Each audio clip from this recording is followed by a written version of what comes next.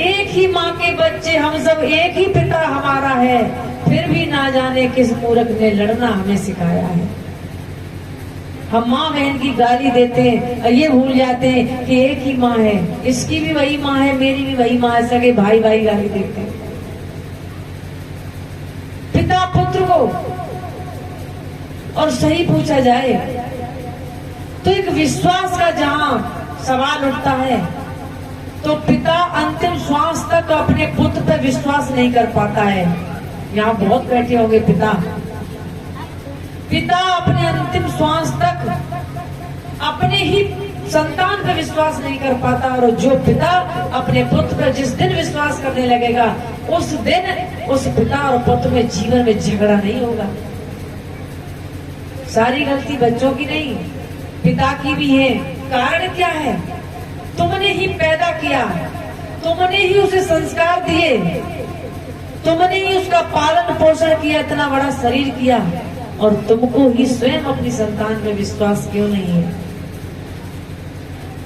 पिता मरने के अंतिम श्वासों में चारपाई पे लेटा है और क्या कहता है कि थोड़े कुछ और जी जाते, कि क्यों? कि ये सब बर्बाद कर देगा, ये नहीं, ये तो सब धन दौलत बेकार कर देगा, लुटा देगा, मुझे इस पे भरोसा नहीं। मैंने अपने कानों से सुना है 90 साल का पिता मरण सैया पे लेटा है और कहता है कि कुछ महाराज ऐसी दुआ कर दो हम 2-4 साल और चल जाएं। हम के फिर क्या कर लोगे? कि ये सब बर्बाद कर देगा, मुझे इस पे भरोसा नहीं। यानी कि तुम्हारा ही पुत्र है, नाती पोतों वाला पुत्र हो गया है और पिता कह रहा है कि मुझे इस पे भरोसा नहीं है, ये बर्बाद कर देगा। अब बताइए कौन सा समय और आएगा तब वो उन्हें विश्वास होगा? यानी विश्वास होगा ही नहीं।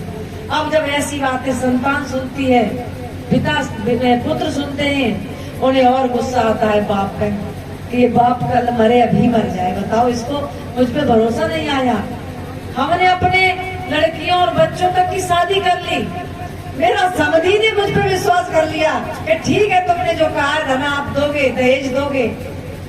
हमारे दामाद ने विश्वास कर लिया, लड़के की ससुराल वालों ने विश्वास कर लिया, और मेरा बाप स्वयं कह रहा है कि मुझे अपने बेटे पे विश्वास नहीं, ये बर्बाद कर देगा अभी भी।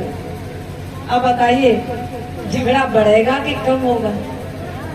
कहने का मतलब है संतान को 18 साल के बाद बालिग, 18 साल तक ही बच्चा रहता है, 18 के बाद वोट डालने का अधिकारी हो जाता है, यानी वो बालिग हो गया है, समझदार हो गया है। 18 के बाद कभी भी उसका विवाह कर दो और जो दूसरे परिवार पत्नी को संभाल सकता है तो वो अपना परिवार भी संभाल सकता है, अपना धंधा भी संभाल सकता है। हाँ, हो सकता है उसमें कम बुद्धि हो, तो बुद्धि बढ़ाने के लिए उसको वैसा ही उपाय करिए। कैसा?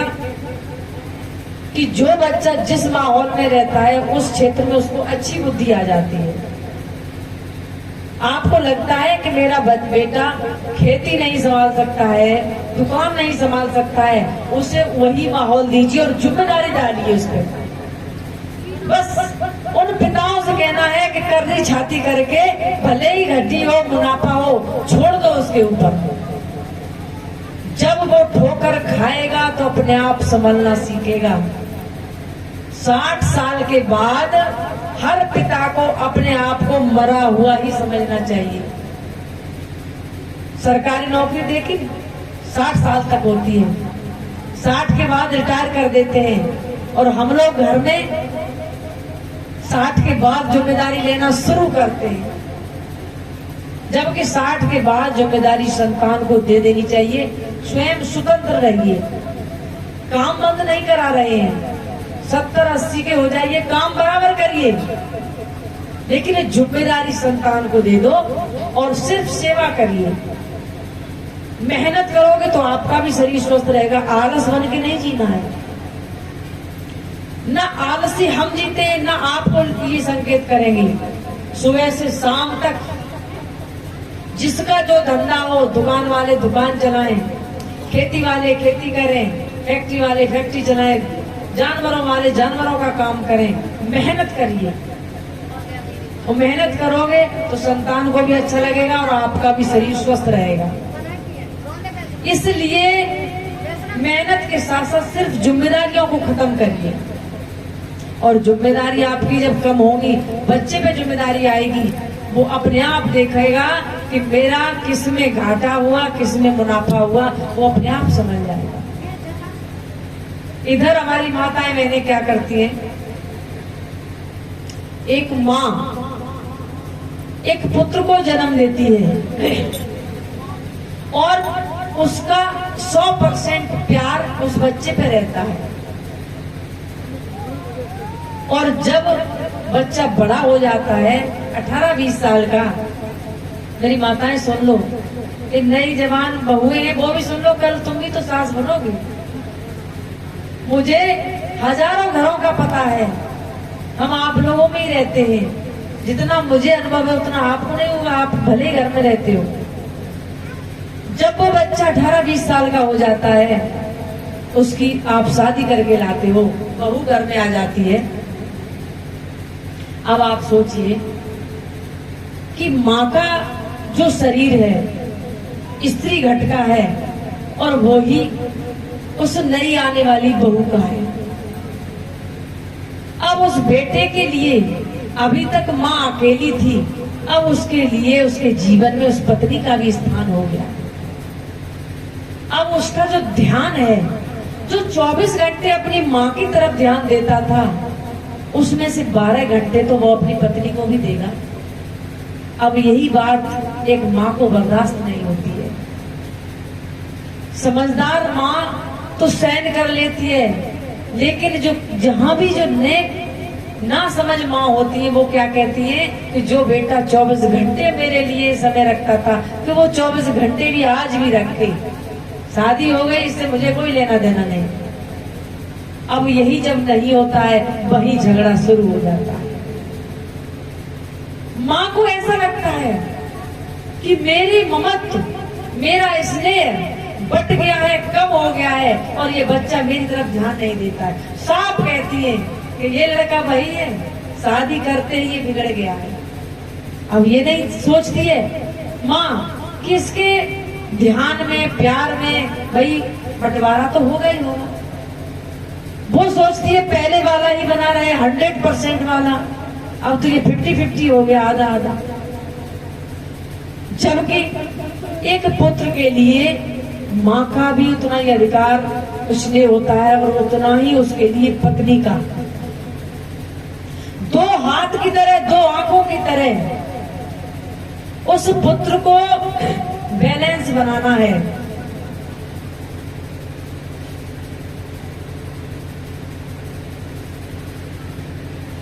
ना उसे एक पक्ष माँ का लेना है और ना एक पक्ष पत्नी का। तराजू की तरह माँ को और पत्नी को, जो संतान, जो पुत्र बैलेंस में रखता है, उन घरों में कभी भी लड़ाई झगड़ा नहीं हो सकता है। और जो बैलेंस नहीं बना पाते हैं, वो ही आपने देखा है। आपने सुना हो कभी अखबार में, एक IPS अधिकारी ने आत्महत्या की माँ और पत्नी के झगड़े में। IPS की परीक्षा तो पास कर ली, लेकिन घर के संबंधों की परीक्षा में फेल हो गया और उसे फांसी लगानी पड़ी। अब फांसी इसलिए लगानी पड़ी कि उसने कोई सत्संगत नहीं की। संतों की संगत करता, बड़े बुजुर्गों से कुछ राय सीखता, तो उसे आत्महत्या नहीं करनी पड़ती। ये सब सीखने के लिए ये सत्संग की समाएं लगी है। हम यहाँ वाणी सुना रहे, आप लोग प्रेम से सुन रहे हो।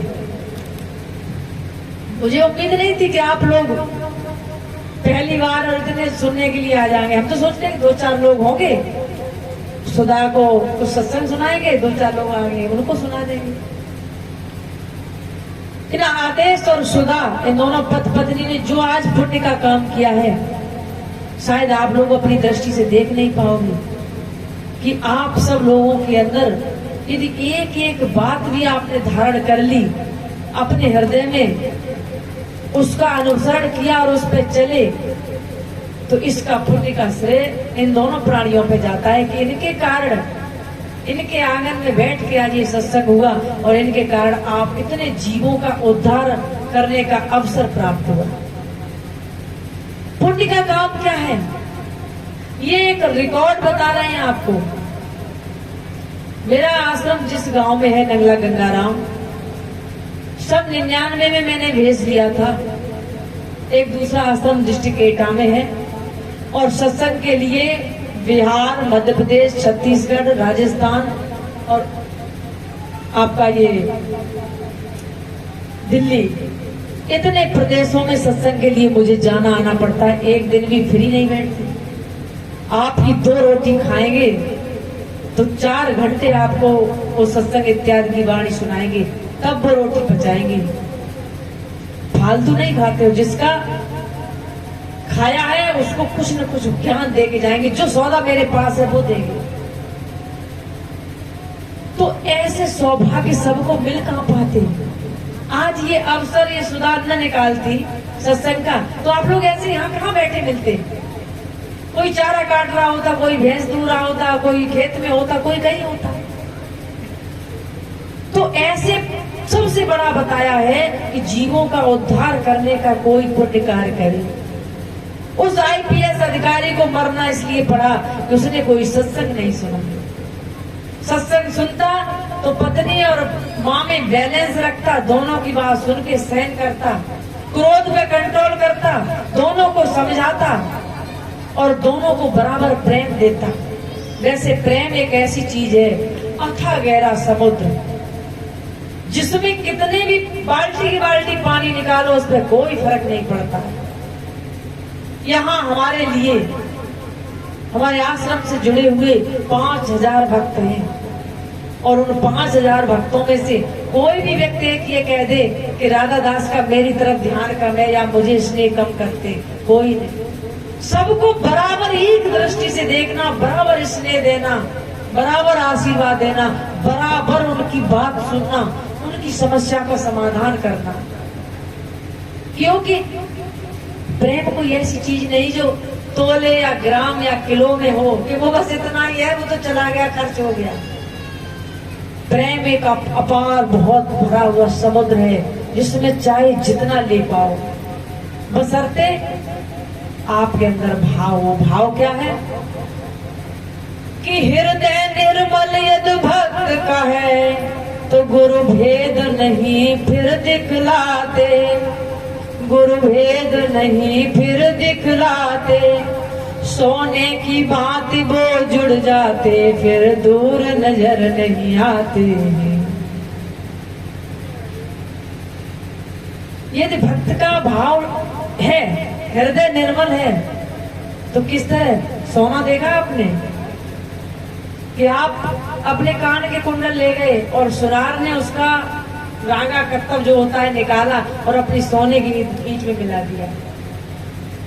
आपके अंदर गंदगी है तभी तक दूर हो, और गंदगी हटते ही सुनार की सोने की ईंट में आपके आभूषण को मिला देते हैं। वैसे ही सदगुरु के हृदय में आप समा जाते हो कि प्रेम न बाड़ी उपजे, प्रेम न हाट बिकाए, राजा प्रजा जहर उचे, शीश दिए ले जाए। समर्पण करना पड़ेगा, त्याग करना पड़ेगा, और उस त्याग का ही परिणाम शुद्ध और आनंददायी होता है। त्याग का परिणाम है कि आप घर को त्याग कर यहाँ बैठे हो, ठंडक को त्याग कर यहाँ गर्मी में बैठे हो, भूख प्यास को त्याग कर आप यहाँ संतों की वाणी सुनने के लिए बैठे हो, तो उस वाणी का असर होगा ही। आपके जीवन में आनंद का कमल खिलेगा ही खिलेगा, आज से ही शुरू हो जाएगा। क्योंकि घर में झगड़ा होगा, लड़ाई होगी, एक बार जरूर राधा दास की छवि याद आएगी कि महाराज जी ने उस दिन सत्संग में क्या कहा था, चलो छोड़ो जाने दो, हम नहीं लड़ेंगे, कुछ बर्दाश्त कर लेंगे। और मुझे झूठ आडंबरों से बचना है।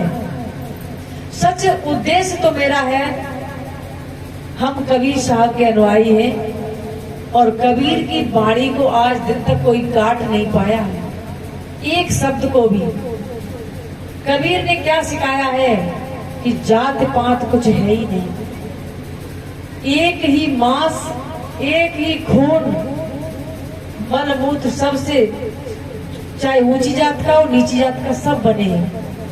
नीची जात का कौन है कि हरे को भजे सो हरे को होई, चात पांच नहीं पूछे कोई। जो क्रोधी है, लोभी है, अहंकारी है, वो नीच कहा जाता है। या जातियों में जन्म लेने वाला नीच नहीं है। कोई उच्च जात में जन्म लेने वाला मांस खाता हो, क्रोध करता हो, व्यभिचार करता हो और दूसरे की हत्या या परेशान करता है, वो भले ही ऊंची जात में जन्म लिया लेकिन वो सबसे नीच है। इसलिए इन जातों के भेद को खत्म करके आडंबरों को खत्म करिए अपने अंदर से। आडंबर के ऊपर अभी हमारे पूर्व वक्ताओं ने बड़ा संकेत किया है, लेकिन मानना बड़ी मुश्किल है कि तेरे हृदय में भगवान भरोसा कर लेना सतनाम। इस संसार में आपका जन्म हुआ है माता पिता से। 4 वेद आप उठा के देखो, ऋग्वेद, सामवेद, अथर्ववेद, यजुर्वेद, चारों वेदों में किसी भी देवी देवता का नामो निशान नहीं है। सिर्फ 3 देवता बताए हैं। 4, मातृ देवो भव, पितृ देवो भव, अतिथि देवो भव और आचार्य देवो भव। और ये चारों जिंदा जीव, जिंदा प्राणी हैं। माता पिता देवता के समान है, उनकी पूजा करो। पूजा क्या होती है? घी, मिठाई और अगरबत्ती से नहीं। उन्हें कपड़े, भोजन, दवा इत्यादि से उन्हें सुख सुविधा देना। इन 3-4 चीजों की कभी भी असुविधा न देना। और सबसे अंतिम बात है कि उनकी आज्ञा का पालन करना। उन्हें बातें कुछ बताना और उन्हें बात पूछना। यदि ये 2 बातें कर ले, कितने माता पिताओं की शिकायत होती है कि बस बेटा हमारा हमें पूछ के कर ले, या बेटा हमारा सिर्फ हमें बता दे, हमें कोई शिकायत ही नहीं, वो सुखी रहे, हमें कुछ मत दे। ऐसे माता पिता कहते हैं। जब उन्हें औरों से पता चलता है और आप छुपाते हो तो उन्हें बड़ा कष्ट होता है। तो मातृ देवो भव, पितृ देवो भव, अतिथि देवो भव। आपके दरवाजे पे कोई आ जाए, आप मंदिर में किसी देवी देवता को वो खोंट के चढ़ाने मत जाओ। ये दरवाजे पे आ गया है, चाय की इच्छा रखता है, 1 कप चाय पिला दो, दूध की इच्छा रखता है, दूध पिला दो, भूखा हो, भोजन का समय हो, उसे भोजन खिला दो, 1 गिलास पानी पिला दो, कुछ गुड़ खिला दो। और ये भी न हो, एक बार महात्मा बुद्ध कहीं जा रहे थे, उनकी जेब में 1 पैसा नहीं था और एक भिखारी मांगता मांगता उनके सामने आ गया। तो महात्मा बुद्ध ने कहा कि जेब तो मेरे पास है ही नहीं, ना पैसा है। उसने हाथ किया ऐसा मांगने के लिए और उन्होंने अपना हाथ उसके हाथ में रख दिया और बड़े ही प्रेम की दृष्टि से उस भिखारी की तरफ देखा कि भाई मेरे पास कुछ नहीं है। उस भिखारी की आंखों से आंसू निकलने लगे। उन्होंने कहा तुमने सब कुछ दे दिया। लोग मुझे 100 का नोट भले ही दे देते, लेकिन वो इतने अहंकार में देते हैं, इस घमंड में फेंकते हैं कि ऐसा लगता है कि वो 100 का नोट भी खून से डुबो के, अहंकार में डुबो के मुझे दिया हो। वो 100 का नोट मुझे उतना सुख नहीं पहुंचाता जितना आपने खाली हाथ मेरे हाथ में रख के और जिस प्रेम की दृष्टि से मुझे देखा। महात्मा बुद्ध ने उस भिखारी को लेकर सीने से लगा लिया। भिखारी रोने लगा और उसे ऐसा अनुभव हुआ कि जैसे मुझे आज माता पिता गुरु सब मिल गए हो। कहने का मतलब है अतिथि आता है, कोई बात नहीं तुम्हारे घर दूध नहीं है, कोई बात नहीं रोटी नहीं है, आटा नहीं है, तुम उसे प्रेम तो दे सकते हो। ये कौन सा आपको बैंक से, SBI बैंक से निकालना पड़ेगा? वो तो आपके हृदय की उपज है, उसे आप प्रेम की दृष्टि से देख सकते हो। छोटा है तो उसके सर पे हाथ रख दो, बराबर का है तो उसके हाथ पे हाथ रख दो, और बड़ा है तो उसके पैरों पे हाथ रख दो। हाथ ही तो रखना है। छोटों को सर पे रखते हैं हाथ, बराबर वालों से हाथ हम मिलाते हैं और अपने से बड़ों के हम पैरों पे हाथ रखते हैं। बस कला सीखनी है, वही आप हो वही सामने वाला है, कि वाणी ही बाण का काम करती है और वाणी ही वीणा का काम करती है। वाणी से ही महाभारत जैसे युद्ध छिड़ जाते हैं और वाणी से ही मीरा का राग छिड़ जाता है। श्याम की बांसुरी बजने लगती है, जहां प्रेम होता है वहीं बांसुरी की आवाज सुनाई देने लगती है। वाणी में मधुर सितार होता है, मधुर संगीत होता है, और वाणी में ही वाणी जब कट हो जाती है तो वो तीर के समान घुस जाती है। जो वाणी मेरे मुंह से निकल गई वो वापस लौट के नहीं आएगी, पता नहीं कितने के हृदय को बैलती हुई आगे चली जाएगी। इसलिए कि मन की तरंग मार ले बस हो गया भजन, आदत बुरी सुधार ले बस हो गया भजन। सुन सुन के वाणियों को लो निकाल सार सार लो बस हो गया भजन। वाणी का सर संभाल लो बस हो गया भजन। वाणी पे संयम करो, विचारों की शुद्धता रखो, शरीर को पवित्र रखिए, परिवार में प्रेम बढ़ाइए और साधु संत महात्माओं से ज्ञान की इच्छा करिए। ये इच्छा मत करिए इनके मिलने से मेरा आज 5 बीघा खेत है 10 बीघा खेत लग जाएगा, 1 ट्रक है तो 2 ट्रक आ जाएंगे। ये तो आपको मेहनत करनी पड़ेगी। उनसे सिर्फ ज्ञान ले लो, और ताकि हमारे अंतिम समय मृत्यु के समय हम हंसते हंसते अपने प्राणों को देके संसार से बिताऊंगा। बोलिए श्री सद्गुरुदेव की